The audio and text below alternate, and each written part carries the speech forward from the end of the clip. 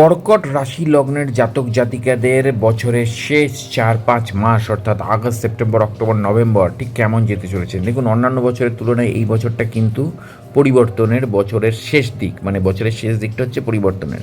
আর আপনার জন্য যেটা যথেষ্ট চিন্তার বিষয়, কিন্তু চিন্তার মধ্যেও একটা বিরাট আশা যে বৃহস্পতি আপনার রাশিতে আপাতত রয়েছে।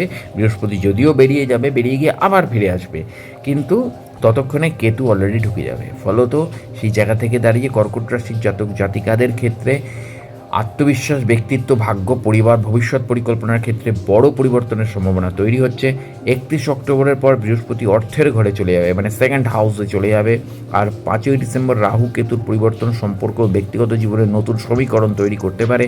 তাহলে কোথায় কোথায় সাফল্য, কোথায় কোথায় অর্থলাভ, কোথায় কোথায় সতর্ক হতে হবে আপনাকে, সেই বিষয়ে এবার পুঙ্খানুপুঙ্খ আমি ব্যাখ্যা দিচ্ছি, একটু মনোযোগ সহকারে শুনবেন। দেখুন, 12ই আগস্ট বৃহস্পতি উদয় হচ্ছে এবং উদয় হওয়ার পর, উদয় হয়ে গেছে অলরেডি, তো উদয় হয়ে যাওয়ার পর 30 অক্টোবর পর্যন্ত কর্কট রাশিতে অবস্থান করবে এবং কর্কট বৃহস্পতির উচ্চ রাশি।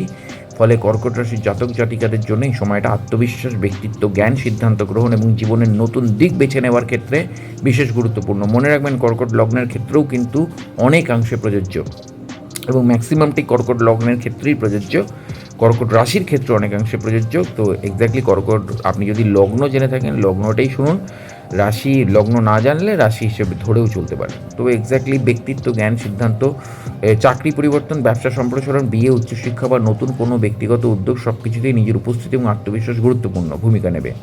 বৃহস্পতি আমরা জানি যে 2026-এর 2রা জুন, এই বছরেরই গত 2রা জুন কর্কটে প্রবেশ করেছে এবং সে 31 অক্টোবর পর্যন্ত এই বছর সেখানেই থাকবে। এই সময় বৃহস্পতি কর্কট থেকে পঞ্চম দৃষ্টিতে বৃশ্চিক, সপ্তম দৃষ্টিতে মকর এবং নবম দৃষ্টিতে মীন রাশিকে প্রভাবিত করছে। ফলে প্রেম ও সন্তান, দাম্পত্য এবং অংশীদারিত্ব এবং ভাগ্য, উচ্চশিক্ষা, দূরযাত্রার ক্ষেত্রেও ইতিবাচক প্রভাব পড়তে পারে।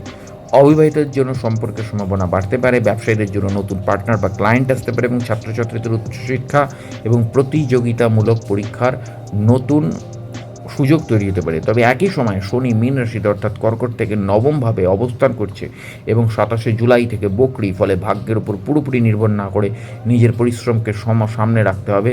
উচ্চশিক্ষা, বিদেশ যাত্রা, গুরুজন বা পিতার সঙ্গে সম্পর্ক এবং দীর্ঘমেয়াদী পরিকল্পনার ক্ষেত্রে কিছু বিলম্ব বা পুনর্বিবেচনা হতে পারে। শনি 11ই ডিসেম্বর মার্গী হলে এই বিষয়গুলোতে ধীরে ধীরে পরিষ্কার গতি আসার সম্ভাবনা থাকবে। 31 অক্টোবর থেকে 4ঠা ডিসেম্বর অর্থ এবং পরিবারের নতুন অধ্যায়। 31 অক্টোবর বৃহস্পতি সিংহ রাশিতে অর্থাৎ আপনার সেকেন্ড হাউসে প্রবেশ করছে, অর্থাৎ কর্কট রাশি থেকে দ্বিতীয়ভাবে চলে যাচ্ছে।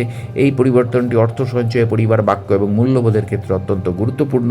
বৃহস্পতি নিজের রাশি ছেড়ে দ্বিতীয়ভাবে যাওয়ার ফলে, বৃহস্পতি নিজের রাশি নয়, নিজের তুঙ্গস্থ উচ্চস্থ রাশি ছেড়ে দ্বিতীয়ভাবে যাওয়ার ফলে আগের মতো আত্মকেন্দ্রিক উন্নতির পরিবর্তে এবার অর্থনৈতিক স্থায়িত্ব এবং ভবিষ্যতের সঞ্চয়ের দিকে মনোযোগ বাড়বে। যারা ব্যবসা করেন তাদের জন্য আয় বাড়ানোর নতুন রাস্তা তৈরি হতে পারে এবং চাকরিজীবীদের ক্ষেত্রে ইনক্রিমেন্ট বা আর্থিক সুবিধার সম্ভাবনা তৈরি হতে পারে। এই সময় পরিবারের কোনো গুরুত্বপূর্ণ সিদ্ধান্ত সামনে আসতে পারে। বাড়ি সম্পত্তি, বিবাহ, সন্তানের ভবিষ্যৎ বা সঞ্চয় নিয়ে আলোচনা হতে পারে। তবে কথাবার্তার ক্ষেত্রে সতর্ক থাকুন। দ্বিতীয় ভাব অর্থের পাশাপাশি বাক্যেরও ভাব, তাই রাগের মাথায় বলা কথা সম্পর্কের সমস্যা তৈরি করতে পারে। আর একটি বিষয় মনে রাখবেন, 13ই ডিসেম্বর বৃহস্পতি সিংহেই বকরি হয়ে যাবে। তাই ডিসেম্বরের মাঝামাঝি থেকে অর্থনৈতিক পরিকল্পনা, বড় কেনাকাটা, সঞ্চয় বা পরিবারের কোনো বড় সিদ্ধান্ত আবার পর্যালোচনা করতে হবে। মনে রাখবেন, শনি মার্গী হওয়ার দুদিন পরেই বৃহস্পতি কিন্তু বকরি হচ্ছে। ফলে এখন শনি বকরি আছে, বৃহস্পতি তুঙ্গস্থভাবে মার্গী রয়েছে, তো সেইটাকে ব্যবহার করুন। যাই হোক, হোয়াট এভার। 5ই ডিসেম্বর থেকে 31 ডিসেম্বর সম্পর্কের বড় পরিবর্তন। 5ই ডিসেম্বর রাহু মকর রাশিতে অর্থাৎ কর্কট থেকে সপ্তমভাবে 5ই ডিসেম্বর রাহু মকর রাশিতে অর্থাৎ কর্কট থেকে সপ্তমভাবে প্রবেশ করবে এবং কেতু কর্কট রাশিতে অর্থাৎ আপনার নিজের রাশিতে চলে আসবে। একই দিনে রাহু কেতুর এই অক্ষ পরিবর্তন হবে। ফলে ডিসেম্বর থেকে সম্পর্ক, বিবাহ, ব্যবসায়িক অংশীদারিত্ব এবং নিজের ব্যক্তিগত পরিচয়, এই 4টি বিষয় বিশেষভাবে গুরুত্বপূর্ণ হয়ে উঠছে। অবিবাহিতদের জন্য জীবনের নতুন সম্পর্ক আসতে পারে, কিন্তু রাহু সপ্তমে থাকা আকর্ষণ খুব দ্রুত তৈরি হলেও সিদ্ধান্ত নেওয়ার আগে মানুষটিকে ভালোভাবে বোঝা দরকার। বিবাহিতদের ক্ষেত্রে অতিরিক্ত সন্দেহ, ভুল বোঝাবুঝি বা বাইরের মানুষের হস্তক্ষেপে সমস্যা তৈরি করতে পারে। ব্যবসায়িক অংশীদারিত্ব, চুক্তি এবং আর্থিক শর্ত পরিষ্কার রাখা অত্যন্ত জরুরি। অন্যদিকে কেতু নিজের রাশিতে আসার ফলে অর্থাৎ কর্কট রাশিতে কেতু ঢুকে যাবার ফলে মানে নিজের রাশি বলতে কেতুর কোনো নিজের রাশি নয়, মানে কর্কটের যেহেতু ভিডিও বানাচ্ছি সেহেতু কর্কটকে এখানে নিজের রাশি বলা হচ্ছে। তো কর্কট, অন্যদিকে কেতু নিজের রাশিতে আসার ফলে নিজের পরিচয়ের লক্ষ্য এবং জীবনযাত্রা নিয়ে এক ধরনের অন্তর্মুখী ভাব তৈরি হতে পারে। অনেক কিছু অর্জন করার পরেও মনে হতে পারে আমি আসলে কী চাই। এই প্রশ্নটি ডিসেম্বরের শেষ ভাগে গুরুত্বপূর্ণ হয়ে উঠতে পারে। আধ্যাত্মিকতা, ধ্যান ও নিজের ভেতরের জগৎকে বোঝার আগ্রহ বাড়তে পারে। আগস্ট থেকে অক্টোবর শেষ পর্যন্ত কর্কট রাশির জন্য কর্মজীবনে নিজেকে প্রতিষ্ঠা করার সময় নেতৃত্বের সুযোগ, নতুন দায়িত্ব, পদোন্নতি এবং নিজের দক্ষতা প্রকাশের সুযোগ আসতে পারে। চাকরি পরিবর্তনের পরিকল্পনা থাকলে নিজের যোগ্যতা পরিচিতিকে কাজে লাগানোর চেষ্টা করুন।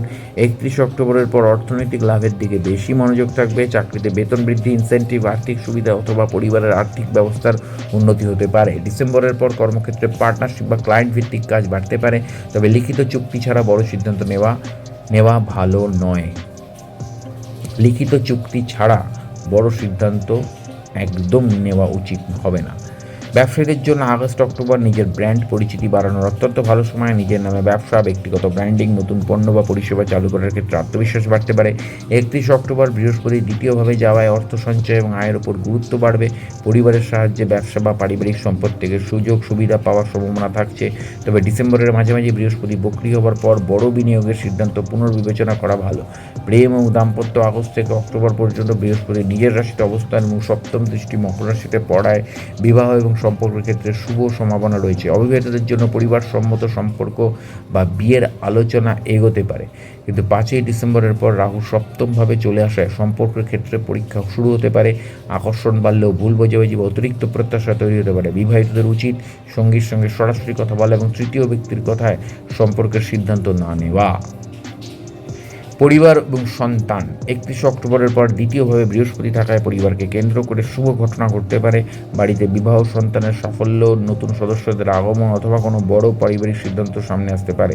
সন্তানদের পড়াশোনা, ভবিষ্যৎ পরিকল্পনার ক্ষেত্রেও ইতিবাচক পরিবর্তনের সম্ভাবনা থাকবে। তবে ডিসেম্বরের পর নিজের মানসিক অস্থিরতার কারণে পরিবারের সঙ্গে দূরত্ব তৈরি করা উচিত হবে না। আগস্ট থেকে অক্টোবর পর্যন্ত বৃহস্পতি নিজের রাশিতে থাকায় সামগ্রিকভাবে স্বাস্থ্যের দিক থেকে প্রাণশক্তি, আত্মবিশ্বাস বাড়তে পারে। তবে অতিরিক্ত খাওয়া, ওজন বৃদ্ধি, অলসতা এবং অনিয়মিত জীবনযাপন এড়িয়ে চলতে হবে। ডিসেম্বরের পর কেতু কর্কট রাশিতে চলে আসায় মানসিক অস্থিরতা, ঘুমের অনিয়ম বা নিজের মধ্যে গুটিয়ে যাওয়ার প্রবণতা দেখা দিতে পারে। নিয়মিত হাঁটা, পর্যাপ্ত ঘুম এবং মানসিক বিশ্রাম গুরুত্বপূর্ণ। কোনো শারীরিক সমস্যা থাকলে অবশ্যই চিকিৎসকের পরামর্শ নেবেন। তো এক্স্যাক্টলি সেই জায়গা থেকে দাঁড়িয়ে কর্কট রাশি এবং লগ্নের ক্ষেত্রে বেশি ইম্প্যাক্টফুল এই ঘরগুলো। রাশির ক্ষেত্রেও তো প্রভাব চলবেই, কারণ রাশিতে যখন কেতু এসে যাবে তখন রাশি তো মনের ওপর এফেক্ট ফেলে দেবে। ফলে রাশির এফেক্ট কিন্তু আপনার মানসিক, আর লগ্নের এফেক্ট কিন্তু আপনার ঘরগুলো ওয়াইজ চলবে, যেটা বললাম। ফলে মানসিক এফেক্ট রাশি যাদের রয়েছে তারা প্রস্তুতি নিতে শুরু করুন, এবং তার সাথে সাথে তো এফেক্ট চলবেই, কারণ যখন এরকম একটা পরিস্থিতি তৈরি হবে। দেখুন, সপ্তম ঘর আর লগ্ন, যেটা এখন সিংহ রাশির চলছে, এই দুটোতে রাহু কেতুর অবস্থানটা না খুব একটা সুবিধাজনক নয়। সেই জায়গা থেকে দাঁড়িয়ে সাবধানে ডিসিশন নিতে হবে। জুড়ে থাকুন আমার চ্যানেল এবং পেজের সাথে। দেখা হচ্ছে পরের ভিডিওতে। নমস্কার।